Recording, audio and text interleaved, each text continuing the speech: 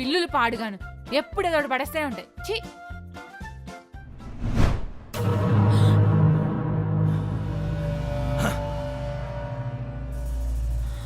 Madam please madam, ఏదో పట్టుకోటు కోసం వచ్చాను మేడం, పోలీసులను పిలవకండి మేడం ప్లీజ్. మేడమా? నన్నేనా? నే మేడని కాదు, ఇంట్లో పని మనిషిని.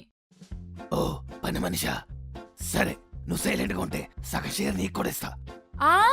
మా అమ్మగారు అయ్యగారు లేని టైం చూసి ఈ ఇల్లంతా దోచుకోవడానికి వచ్చావా? ఆగు నీ పని చెప్తా.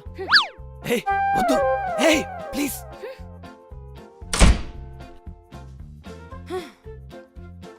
అమ్మగారు అయ్యగారు వచ్చాక వీడిని బట్టిస్తే మంచి పేరు వస్తుంది.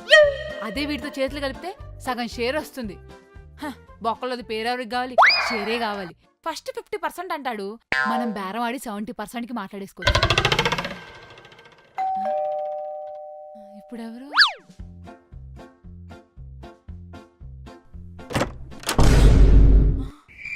అమ్మగారు మీరేంటి అప్పుడే వచ్చారు? నువ్వేంటి అంత కంగారు పడుతున్నావు? షాపింగ్ అయిపోయింది, వచ్చేసిన. ఆయనకేదో ఆఫీస్లో పనుంటే వెళ్ళారు.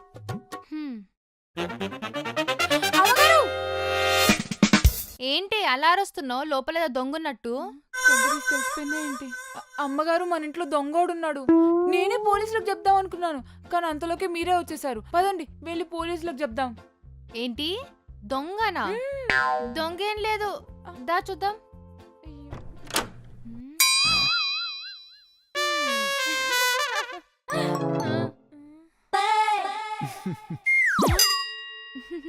నేను టెస్ట్ చేద్దామని ఇలా దొంగలా వచ్చాను. నువ్వు మా టెస్ట్ లో గెలిచావు. చెప్పానా? నేను నీకు చెప్పానా? చారుశీల ఉట్టి పని మనిషి కాదు, ఉత్తమమైన పని మనిషి. ఒక్క జత కాదు 3 జతలు తీసుకొచ్చాను నీకోసం. చేసుకో, పండగ చేసుకో.